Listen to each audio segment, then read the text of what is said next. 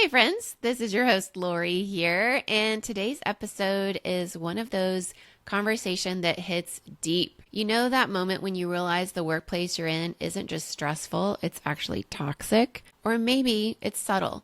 That quiet dread you feel before a Monday morning meeting, you're not imagining it, and you're definitely not alone. I am so fired up because today we are joined by Catherine Mattice. Yes, that Catherine Mattice, the TedX speaker, LinkedIn learning powerhouse, and author of Navigating Toxic Work Environments for Dummies. This woman has made it her life's work to help people like you stand up, speak out, and turn toxic workplaces around. And trust me, you're going to want to stick around because Kathryn breaks down the invisible forms of workplace bullying. You're probably missing some of them, reveals why abrasive leaders keep getting promoted, and gives us real tools to create healthy, thriving teams. If you've ever felt gaslit at work, or stayed silent to keep the peace, or wondered if things could actually really ever change, this episode is your permission slip to believe again. Let's get into it.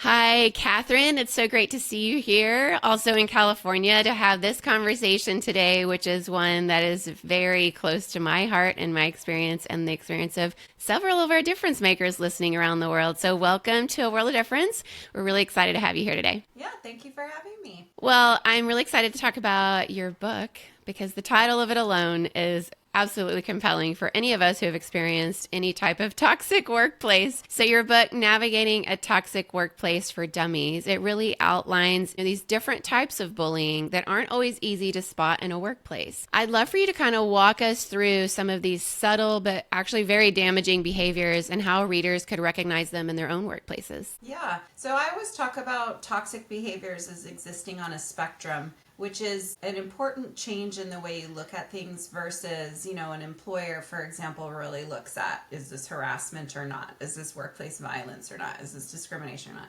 But that's not really a reality in terms of how bad behavior happens, right? So I would say even behaviors like incivility, sarcasm that's sort of meant to embarrass somebody, gossip, microaggressions, these are all things at the kind of the low end of the spectrum when we're comparing it to something like violence, for example, though they're very impactful for people. And, the phrase for microaggressions is that it's like death by 1,000 cuts, and all of those behaviors are. So that's toxic behavior if it's ongoing. And what happens is if that behavior is allowed to continue, then it evolves because people's tolerance for negative behavior, people are able to tolerate it more. It becomes normal. And so then people continue to push the boundaries and it evolves into abusive conduct or workplace bullying. And then workplace bullying and harassment are similar behaviors. The only difference really being, no matter where you are in the world, the only difference really being whether it's aimed at a protected group or not. So if, I am an equal opportunity bully, there are many countries that's perfectly fine. That's your loophole if you want to be a harasser versus,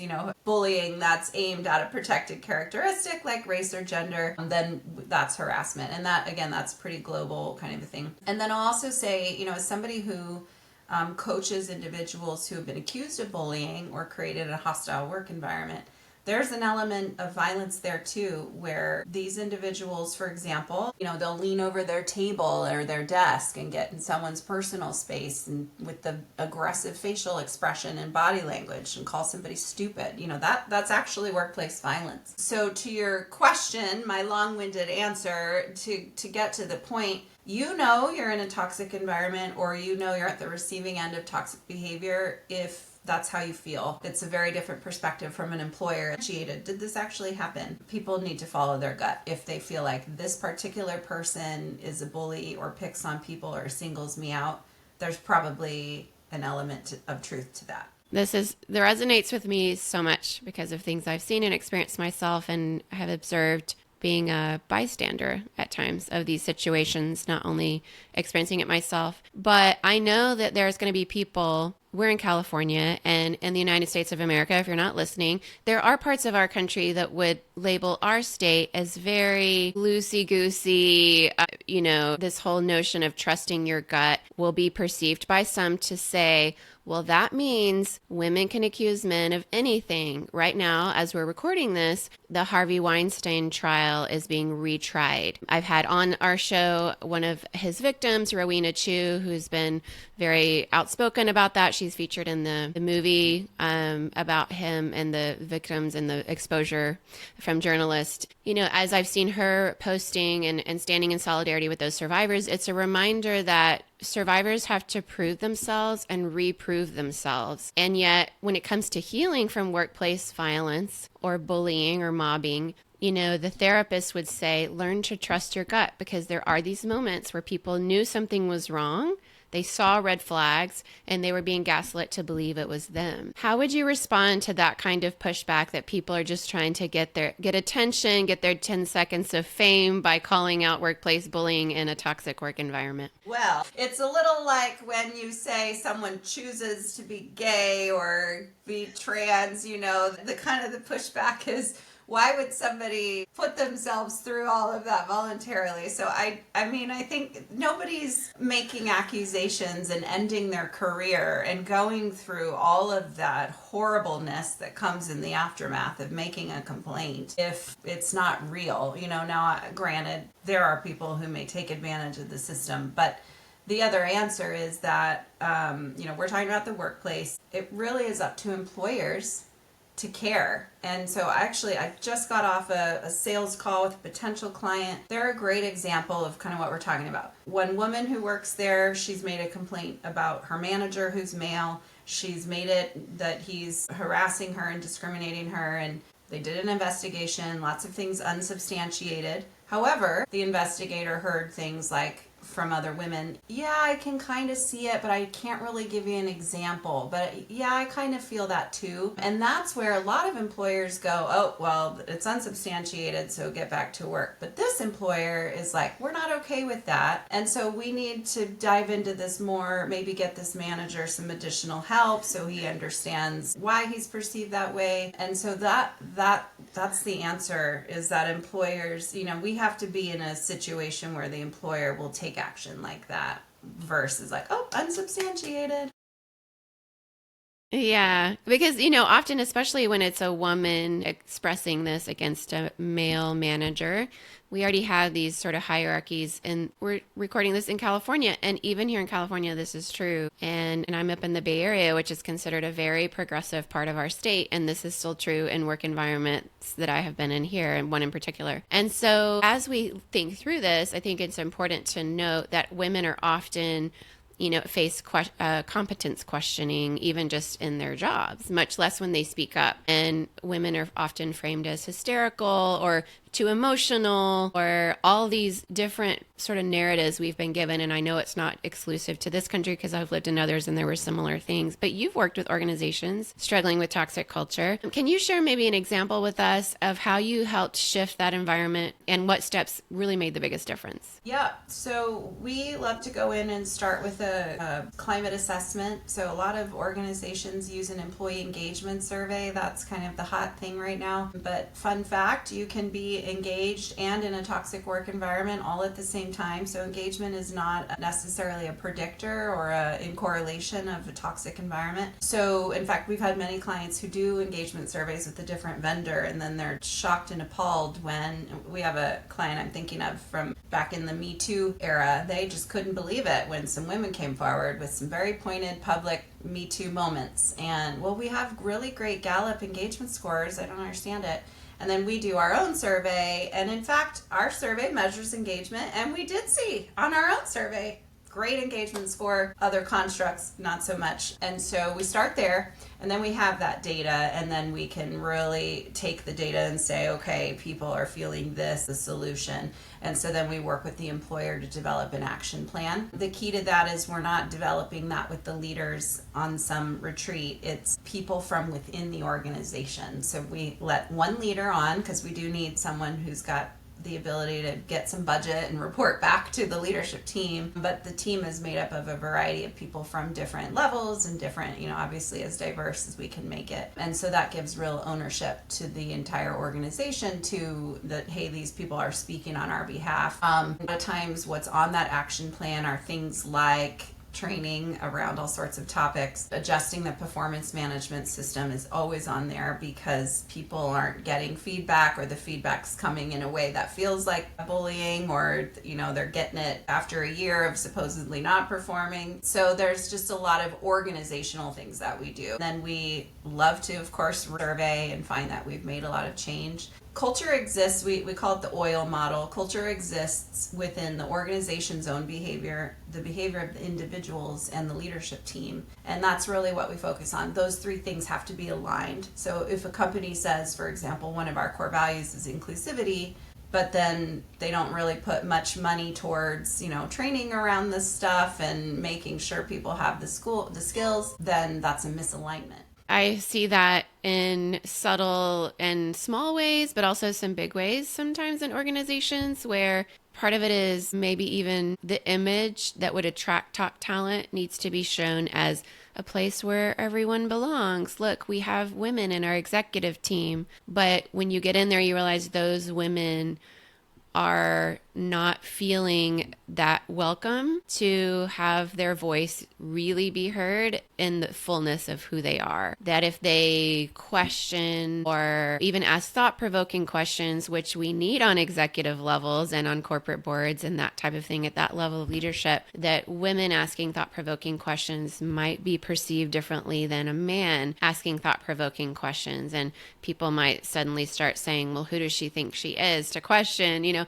all these narratives people fall for. So it really is that hard work of retraining us to say what we were raised with as little kids on the playground in elementary school. These narratives aren't really serving us in terms of the inclusivity. That really isn't, a meritocracy just because women are here, especially if it's just one woman or less than 30% women. There could even be a fawn response happening to trauma, for example. So when you mention that engagement, it resonates because I myself, when I was in a toxic work environment working for a male founder, and I was hired and it was made a big splash of being a woman at this level and he's so pro-woman. But in the end, I really had no voice, was given no opportunity to make major decisions. And when I asked a question is when it all began. And so that's where I saw I was a highly engaged employee, because the fawn response makes you want to work hard because you're afraid of the consequences if you don't. So I wholeheartedly understand what you're saying and I've experienced it. But abrasive leaders are often tolerated because they get results. We often refer to them as the toxic rock stars. I work in a company now, which is right across the road from Tesla. People came to me traumatized because he's what we refer to as a toxic rock star. And a lot is falling out in the government right now before everyone's eyes. But sometimes these abrasive leaders, there's this notion, even sometimes in Silicon Valley with bros and often in politics, that, well, if we're going to get something done, we need a person like that. Why is that approach dangerous, and how do you help organizations support real behavior change and be honest about what's going on? Yeah, so I'll give you the business answer first around why it's dangerous. It's costing you money. So it's so dumb, but I get it. A profit and loss statement, you can see a salesperson making millions of dollars. It's on a profit and loss that they've brought, $5 million into the company. But what's not on the profit and loss statement or the P&L is the time wasted talking about that person's behavior, the turnover cost, the time spent by HR managing complaints. So if somebody's bringing in $5 million, I would argue, once you deduct from that number all the cost, maybe they're only bringing in $3 million. And so maybe they're not actually that high of a performer. So that's sort of the business case. It's a hard one to make though, because it's not, that stuff's not line items, right? From a human perspective, I really believe it's an employer's moral and ethical responsibility to make sure people feel good at work and valued. And we have all these initiatives for like green buildings and all this stuff for the environment because it's best for the community. But what about the people? That's part of it. So every day and I'm being abused, I bring that home. I probably treat treat my spouse and my family different because I'm frustrated and angry and tired and abused at work, and then they take that out into the community, so that there's a domino effect of how people feel at work and what they're bringing home from that to their families and friends and community. So it's dangerous. People develop PTSD from being abused at work, and I just can't imagine, unless you're a psychopath as a CEO, being okay with that,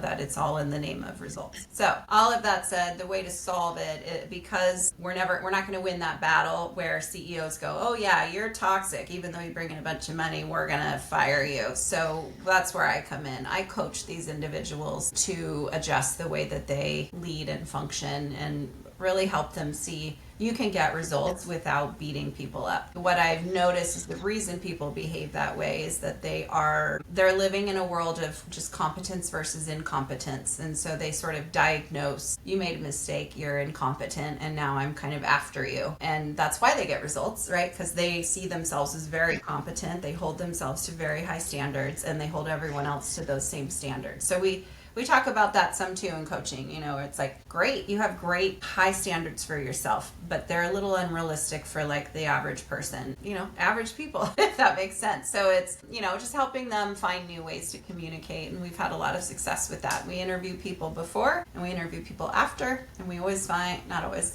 99% of the time find that we've been able to help them adjust to the way that they communicate. That's really exciting. It's really huge because reaching that population is really key for business. And for, as you said, our communities, because, chances are they could be bullying a mom and then she goes home and she can't cook dinner for her kids, or she's got PTSD and she has to spend money in therapy to, help her not have the nightmares every night so she can get to work and provide for her family the next day. So this is very much an impact that we should take as seriously as we do the corporate social responsibility of how we are affecting our environment, that people matter. And we always say in a lot of these companies, people are our greatest resource. And so really investing in them in these ways helps. To emphasize self-awareness as a critical leadership skill, I also do in the fundamental 4 that I train on in our company.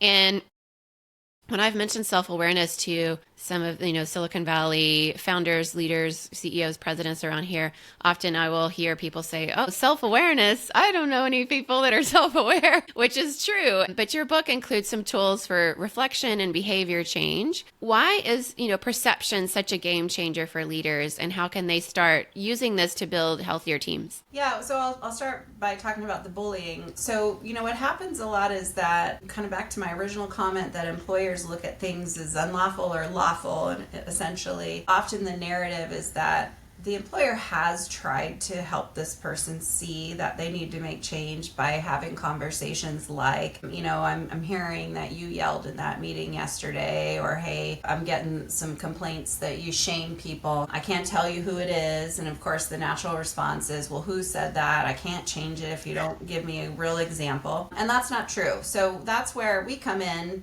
We interview 15 people and we move all those interviews into themes. And the question I ask is essentially, what is your perception of this person as a leader? I don't care what happened when and how and who saw it and what time it was. It's a list of perceptions. So then when I share, it's usually about 20 pages, and I share that feedback with them. We actually read through it together on a call. And then they can argue with me and say, well, I don't shame people in public. And then I can say, well, I interviewed 15 people who work with you, and they all said that you do. And so now I'm not having a fact battle. I don't work there. All I know is I interviewed 15 people and they all said this. In a way, it's like, whose reality is real, one person or the 15 people? And then they get to decide, do you care that you're perceived this way or not? And if you care, then I can help you. And usually they do care, by the way. It's really easy to villainize them and say they're psychopaths and they mean to do it. What I find when I read that data to them is they're often pretty appalled that it's so bad.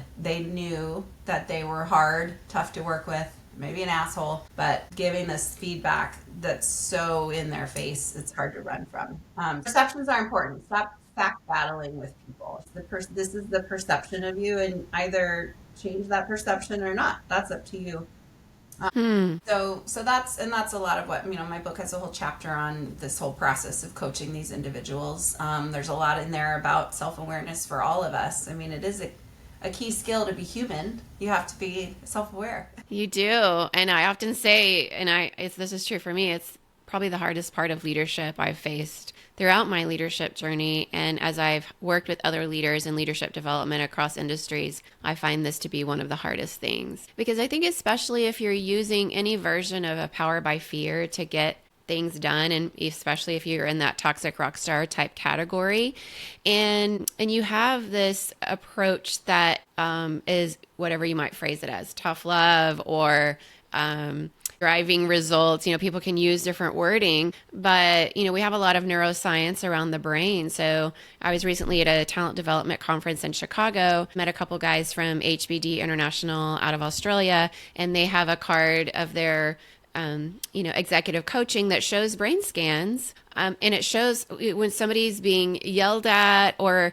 they are living in this fear response of their manager approaching them this way, the brain doesn't light up everywhere. It's like you have a much less available brain than if you are giving psychological safety and clarity, and people feel comfortable asking questions, pushing back, having a different opinion than the boss. Then all these parts of the brain are lighting up, so you have more available brain. So I've shown this to people in my workplace, executives, managers, not necessarily people that are doing anything wrong, but just to remind us why it's so important. Have you seen that type of thing show up in your work? 100%. So there is actually an international association on workplace bullying and harassment. It's where all of us, a lot of mostly researchers, some of us also hang out there at those conferences, and I have absolutely seen those same brain scans. The brain scan of somebody who's not saying they're bullied at work versus the brain scan of somebody who says they are bullied at work, and they look very different. So, and that's, we're talking about numbers. If you're a CEO, that seems to be what they really care about, and they should, but you also have to care about the physical impact that this has. I mean, PTSD,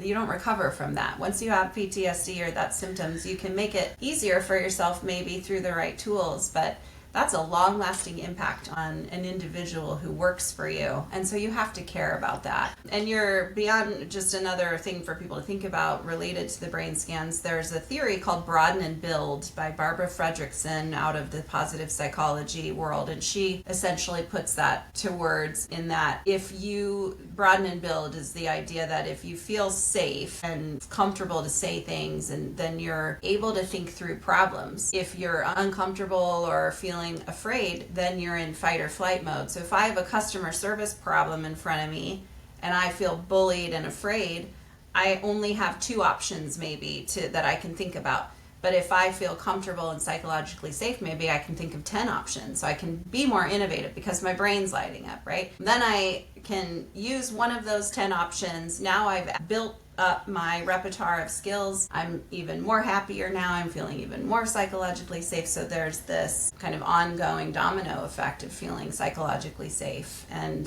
that's the business case. You want people to be innovative, you got to make them feel safe.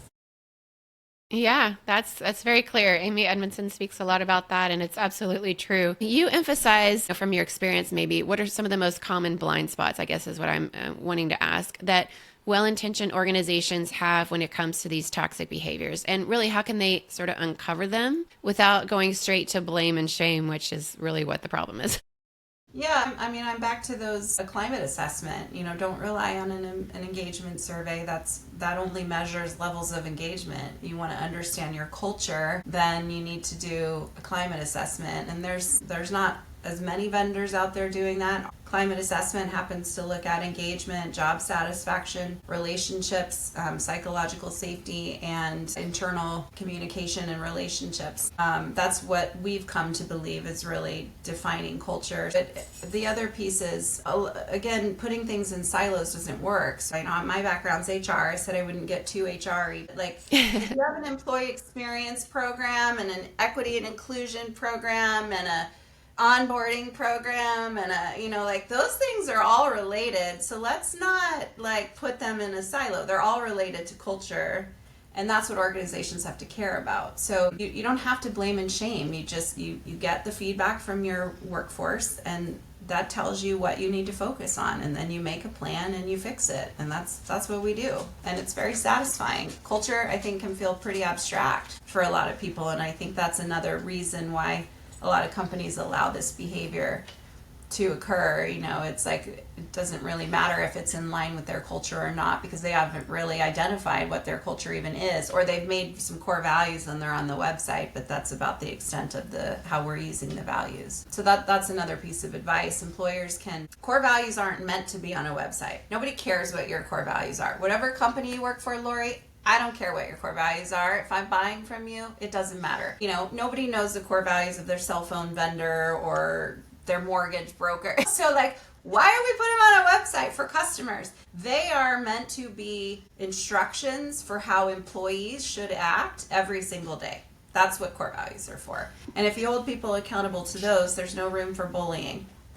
Absolutely. If you have anything around belonging or caring or people, centered or whatever the words are in your values, like you said, it doesn't matter if they're on a wall. What are your policies? What are your procedures? What happens when you have a toxic rock star manager who's managing a woman who's intelligent and has worked to make sure every detail of the, industry has made every employee as safe as possible and has really cared down to not just the laws of whatever country or state they are in, but has gone beyond just what the law asks, but really has lived out that value of people-centered, caring, whatever the word is, belonging. And yet they're happy to ignore and let her leave a top talent because she just wouldn't put up with the toxic rock star shaming her and blaming her every single day and, crying on her way to work or whatever it is, or nightmares and not, PTSD, all that. And like you said, it's expensive because replacing that top talent with that kind of care you're supposedly living out that value when everybody should be. It's sad. It's both heartbreaking and it doesn't have to be that way. So if we have a CEO, maybe a CHRO listening to this and they are starting to realize maybe that's happened and they sort of had this approach, well, let her leave. We'll replace her. We don't want to lose him.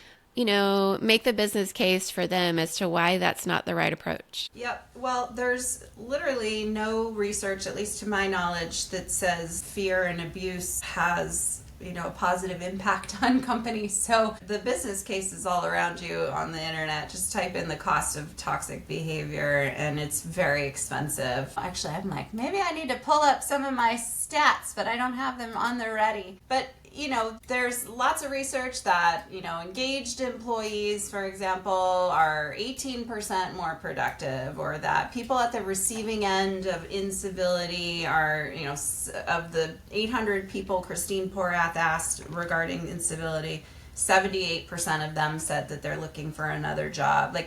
There is just so much data, you cannot ignore it, that toxic behaviors are costly. So my suggestion in making that business case is to even just pull out an Excel sheet, start calculating how many hours have you as a CHRO spent dealing with this. There's lots of research from SHRM and everybody about the cost of a salary when somebody leaves, just put a number to it. We have a little calculator on my website, civilitypartners.com, just on the homepage. And we just took some of that research data and it basically asks you to put in your, what do you think the number of disengaged employees are? How many people have left in the last 12 months? And then it spits out a number for you. And I just talked to a client the other day. That number was over $3 million for the amount of turnover that they'd had. So it's kind of easy to make a business case in that way. The other thing is, if you have core values that you're holding people accountable to, you turn them into core competencies, and then everybody gets measured on those core competencies. Just like they get, if I'm a salesperson, I have to have core competencies around selling. So everybody can be held accountable to the core competencies that are related to the core values. And just recognizing that you can hold people accountable for bad behavior. That's another, I get that question a lot. Like, well, if bullying's not unlawful, can I hold how do I manage that? I'm like, well, being late or making mistakes is also not unlawful, but people get fired for it all the time. Yeah. So, I don't know. It's like this hang up on harassment and toxic behavior. Like, I don't really understand it. So that's some of my advice. Yeah. Great advice. And then if we have somebody listening and they are similar to some of the clients that you work with that have had these allegations of bullying and they're probably struggling with self-awareness. They kind of knew they were, kind of hard to work for, but proud of their results. And then suddenly they're realizing maybe they haven't done the best job of listening to the voice of their employee, to give people psychological safety to push back, to really give them the opportunity to be self-aware, because people are so often fawning around them that they are working hard and afraid to get fired and afraid to speak up. So they think, oh, I must be doing great. But some evidence is proving otherwise. What would you say to them? So here's the homework I give my coaching clients. You're talking about fawning. We talk about in coaching, the very first coaching meeting, we talk about fight or flight. And that everybody is engaged in fight or flight all day long. For right now, for example, you and I are a little bit in fight mode. If we're just looking at those two, our adrenaline's up a little bit. We want to do a good job, that we're not at home in our jammies in our bed. So our senses are heightened. We're in fight mode in a way. And so I always charge my clients to do that. Start observing behavior through that lens of fight or flight. And then when you see people engaged or fight or flight, you ask yourself why. So typical coaching question. They'll, hey, people don't speak up in meetings and obviously they're all idiots. Well, are there any other reasons they're not speaking up? Is that fight or flight? Well, it's flight. If they're not talking when you ask a question, they're fleeing you. So that tells you they're in defense mode. They're operating from their reptilian brain. Why? Why aren't, so it's like, you can look at behavior as fight or flight. When you notice fight or flight, ask yourself, why are they fighting or fleeing? And brainstorm some ideas, and likely some of that is related to you and your behavior. And then you can start saying, well, how do I get people to speak up in meetings then? Not berate them or embarrass them when they share an idea. So it's kind of oddly simple. Yeah, no, that's excellent. I get this question every now and then, not in my workplace because I've done quite a bit of work helping people understand through different courses in my key leadership program, starting with listening to understand and getting them to practice that together, and better conversations every day where we talk about feedback and I give them a model, and we talk about psychological safety, and it's just, one step at a time, trying to build this whole way of leading differently. But I often will hear people, even outside of my workplace, say, well, if I don't push them and I don't use this approach, I don't know how to get people to get results. If I'm a project manager and I need to push the needle forward, I don't know how to do it any other way. What do you say to people if you get that question? Well, the answer is there's always another way. And I tell my coaching clients, you're not the competence crusader. That's not your job. Your job as a leader is to coach and mentor and teach. And you have all of this knowledge clearly, and people respect you for it. So use that for good. And it really is just learning new habits. As I'm sure you know, where it's like, if you stop doing that and try something different, try a new way to push people through asking questions, coaching them, how can I help? What do you need to make this happen? They'll start to notice a difference in their relationships. And so that's the answer, is you just have to start trying new things, period, the end, if you're interested in not being seen as a bully or somebody who's toxic. And that's the beauty of the coaching. It's like when I re-interview everybody after coaching, just to kind of prove that we've made some change, those conversations are like people saying, I sleep better at night. I'm happier because this person's not yelling at me. The whole office feels lighter because they're acting different. And then one of my favorite, just late last year, I finished out a client, and he told me, I'm happier as a person. I used to come to work and look for problems, and then I'd yell at people, and then there's the aftermath. And now I come to work and I look for good things. I make mistakes differently, and I'm just a happier person as an individual. And then his feedback really reflected that he was just lighter. So I guess in a way, people who engage in bullying behavior or toxic behavior, at least bullying and trying to get these good results, recognizing that there is a better way, and you can be happier personally if you're leading in a different way instead of beating people up. Such a good answer, because we often focus on how, and rightly so, centering the victims in this scenario. And the pain they're experiencing. But the reality is, if you're hurting somebody, you're experiencing pain too, whether you realize it or not, because you're damaging your own body, your own brain, your own soul, and how you show up in the world. Your relationships are going to be painful for you when you lose them and you start to feel any version of loneliness because of how you're showing up. And I know that avoiding pain can be a motivator for a lot of people. So hopefully, at least at that level, we can get some movement. I'd love for you to just join me on a bit of a rapid fire round. And this is just whatever comes to the top of your brain at the question. Doesn't have to be well thought through, just to give us a chance to go through a bunch of things. Okay. It's no pressure, just whatever you think. It's totally fine, just free flow. If you could reimagine the HR function from the ground up, especially in light of workplace bullying and toxicity, what would you design differently? Well, HR would be at the have a big old seat at the table and would be the curator and keeper of culture. Everybody says it comes from the top, culture comes from the top. I don't agree with that. Sure, the leaders get to say, here's what we want the culture to be, but HR is the one who makes it happen. So they are. Give it to them. Let them do it. That's good.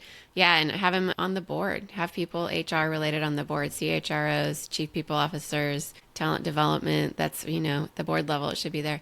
What's one leadership book, besides your own, obviously, that you wish every CEO would read? There's an old book by a guy from positive psychology. His name is Kim Cameron, and he wrote a book called Positive Leadership, and there's 2 versions. Read the second edition. It's just a short little, full of tangible action items. It's like the first book's all the theory and the science. Get the second one. It's just chapter after chapter, page after page. I have every page highlighted and earmarked, and it's just full of great ideas for creating positive space, positive psychological safety.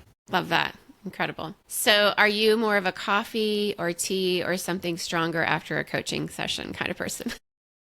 Well, at the end of my day, I like to have a glass of wine. After a coaching session, I don't know, I feel energized a lot of the time, so I don't need coffee because I'll be bouncing off the walls. I'm a lot of water during the day kind of a person. Love it. Good for you. Good for you. What's your go-to song to hype yourself up before a keynote? Do you have anything like that? Gosh, you're gonna laugh. Eye of the Tiger. Love that one. Yeah, that's a really good one. So I've been behind the scenes on Instagram. Like before I do a webinar, my whole team, it's so funny. We have these bright green bandanas, and I'll like put it on. I'm like dancing to it, like. That's amazing. Yeah, I also like Katy Perry's Roar. Sometimes it just like. Did you watch Ted Lasso and the Rebecca thing where she does this roar thing? I love it. No. Oh my gosh. Ted Lasso is such a great show for leadership in general, but there's this scene where Rebecca talks about women taking up space, and before she goes in for a big meeting, she just makes her body physically bigger and like kind of roars and she just has this face. You're like, okay, because women are told to be small so often, and so some women have found that helpful. What's workplace trend are you excited about right now that you're seeing? I mean, more and more focus on employee experience. I'm going to give a bit of a long-winded answer. When I started Civility Partners 16 years ago, we weren't talking about really any of this stuff. Inclusivity at work, what? Employee experience, what? And when I started my business and told people I'm going to save the world from workplace bullying, literally everybody told me that's not a thing. You should be a leadership coach or like a communications trainer. Don't focus on that phrase. And I did, and look at me now. So it's been a big shift over the last 16 years. So I guess my answer is I'm looking forward to the next 16. Hopefully we continue to get even farther on this road of helping people feel good at work. That's incredible. I love that answer, and I love that you stuck with it. You trusted your gut. You knew this was the right thing, and you're playing by your own rules, and thank you for that, because we all need that. And because the rules have been so against, victims of workplace bullying, that's why they probably wanted to keep a lid on it. So this is good. It's healthy. And I love your phrasing of employee experience. I've been hearing that a lot more too. And I was recently at a Skillsoft event where I was invited to go to one of those like studio booths at the San Francisco Giants with a bunch of talent leaders, and Skillsoft hosted it. And they were saying, I loved how they worded it. We care so much about a client experience in our company, but our employee experience should be equally valuable, because they are our resources to get this job done. And from the moment they, find us and want to apply for the job all the way through their onboarding and to their career development, their experience really does matter. And I just loved how they worded that. What's one thing that instantly makes a workplace feel more human? Gatherings. Getting together, whether it's virtual or in person, gatherings. giving people time to get to know each other and be together as humans. Love that. That's a really good answer. Well, thank you so much for being human, for encouraging us to be human and human-centered, and to care about how we show up in the workplace and interact with one another, and that respect and kindness are leadership skills that are not soft, but really do require a great bit of work. And thank you for putting in the hard work and continuing to speak when people said that wasn't a thing, because it absolutely is. And I'm just delighted to have this conversation with you today, Kathryn. Yeah, thank you so much. I want to add too, my book has a whole bunch of chapters for people who feel bullied and, kind of understanding where you're at and putting the words to it. And there's a whole bunch of information about how to prepare to talk to HR about it. And so hopefully that all is useful too, so that we don't get dismissed when we file complaints. So check that out if that's where you're at. So important. People really need guidance, especially if they're dealing with PTSD and their brain isn't fully available to make decisions the way they would in times of clarity. Having somebody like you to kind of handhold them through that really does matter to help them find their way through that very tricky system. So thank you so much. And I'm going to have you hang out with our difference makers to ask you another question there. But for this interview, thank you so much for everything you've shared with us. Everybody go buy Kathryn's book and let us know what you think. Thank you. Ooh, that was powerful, right? Listen, if something in this episode hit home for you, like it did for me, if you found yourself nodding along and thinking, wow, I wish my team or my boss could hear this, then do something about it. Don't let it sit in your earbuds. Share this episode, send it to that coworker, those 5 coworkers who need to hear it and to know that they're not crazy. Share it with your team, your HR lead, your LinkedIn network. Be that spark. And hey, I want to ask you for advice because I really value your voice. What would you love to hear more of on this podcast? What challenges are you facing at work? Rate and review the show and tell us in the comments. Your feedback helps shape this whole community and it helps other people find us. If you want to be more behind the scenes with the content with us, ask extra questions just for our inner circle and a community that gets it, then please join us in our Patreon community, Difference Makers, or you can hop on Substack with me where I have new paid subscriptions where we go a little bit deeper in our episodes and just thoughts I'm having. It's where the deeper conversations happen and I'd love for you to be there because you belong in the rooms where real change begins. You're not alone. You're not powerless. You have a voice. You matter. And together, we're making a world of difference. See you next time.